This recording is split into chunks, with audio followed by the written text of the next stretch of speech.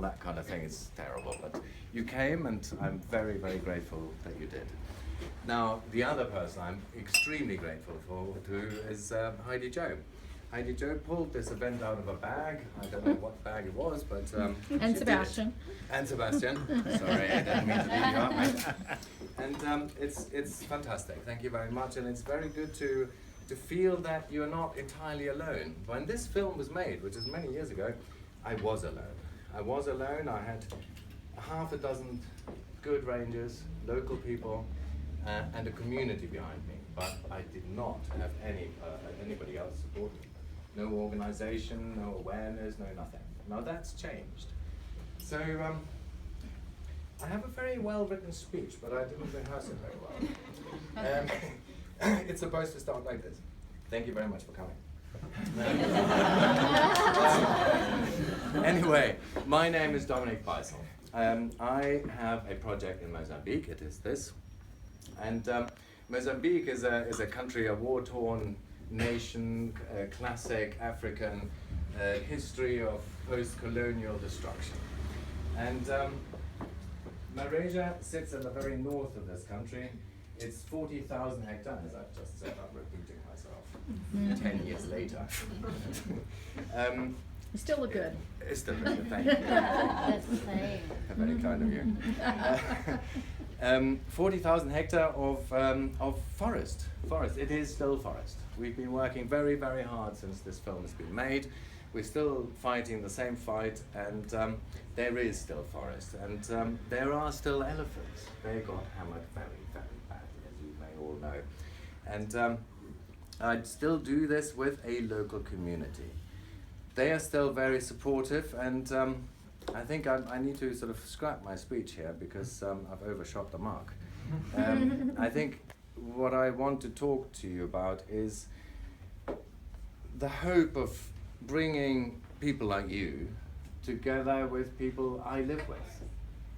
People who are the people behind the gun. They are the ones with the chainsaws because they have no option. Because they have no other employment, no other source of income. They're poor. They're really, really poor. So it is these people that I would love to come together with you, because you have everything and they have nothing.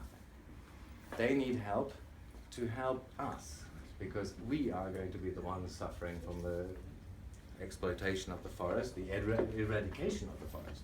It's not just taking a few trees, it is absolutely eradicating it. It is not just taking a tooth, it is eradicating a species. So that lands me in a lot of trouble with my speech. Tell them about when you, I loved a bit about when you first met the elephant. Okay, yeah, well, I like a few props. Sorry. Yes, okay, well done.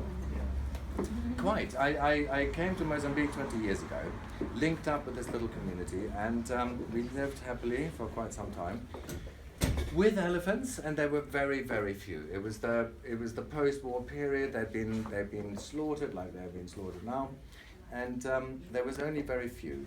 And strangely enough, in 5 years I'd never seen them, but I could tell the difference between 3 different elephants by smell, because we lived very close to each other. And there was this occasion when I separated a calf from its cow. The cow was hidden, the cow had wandered across a track, and I drove on this track with my Land Cruiser at 5 kilometers per hour. Ended up in a sort of deadlock with the mother, who was of course very concerned about her baby. We looked at each other for what seemed eternity, and then she moved off peacefully. That denoted a complete change of the entire sort of elephant population. They not only did they become more visible, but they also became more numerous. They flocked in, and my population grew from 5 to 50, from 50 to 100, from 100 to 150, and before the big slaughter, we probably had 300 to 400 animals. So that was that is to show how responsive they are. You know, you can do a lot with elephants. You can train them. They are willing to learn. They are willing to learn we suffered a lot from animal-human conflict, and it is because they don't understand us and they don't understand you or me. So we ended up with a single waterhole for an entire community and a large population of elephants. They all drank together.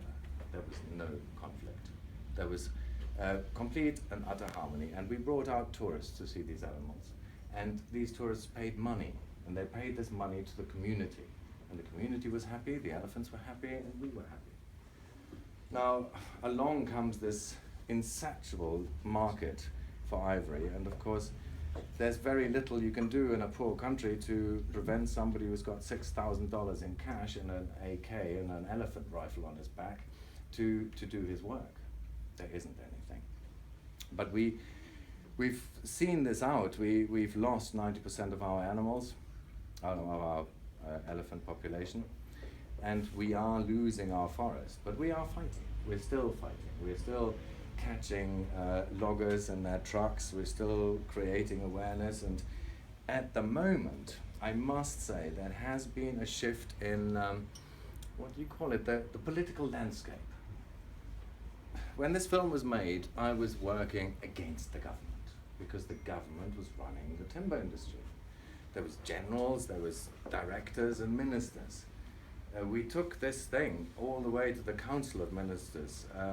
It went to the front page of various local, national newspapers. But it isn't that saved us, it was the global crisis of 2008. Suddenly there was no more market, the boats didn't arrive to pick up the timber. And at that point, the slack was taken up by ivory. You know, the next thing you could sell was going to be an even higher margin product, a natural resource that could be easily exported to foreign lands, the Asian market, of course. So now I hear, very recently, the Chinese have banned ivory. In 2017. Yes, Yes. Thank you very much, China. Yes. Thank you, that- Leonardo DiCaprio, for making the Ivory Game, and all the people that have worked so hard to make this change. Yeah, absolutely, absolutely. It's a game changer. Absolutely fantastic. It's not going to save any elephant now, because now there's going to be a little bit of a rush. Yes. But in the long term, this is going to make a huge difference. It's going to make a huge difference. And the same is happening with timber. At the moment, we are fighting ebony logging, and ebony has been is blackwood. You may be familiar with it.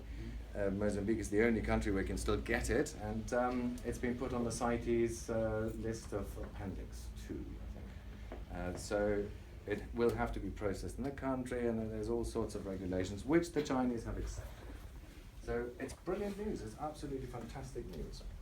So there I am, sitting in my forest, and I'm very glad you see me sitting there now, because I need your help, and we all need your help.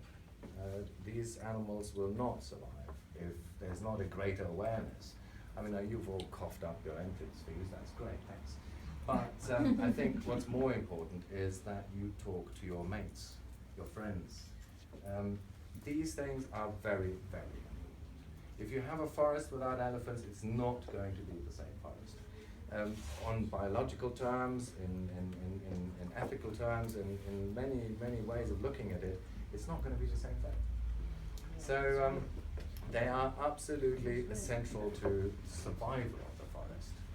And this is what we've got. We are dealing with a very small population that we have at the moment, but I can report back to you, and I could show you a camera trap film, but it's virtually entirely dark.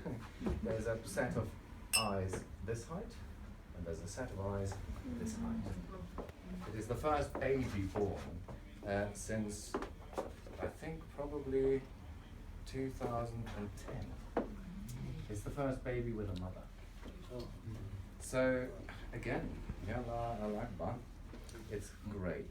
There is hope, and perhaps with your help, we'll all manage. Thank you very much. Thank you.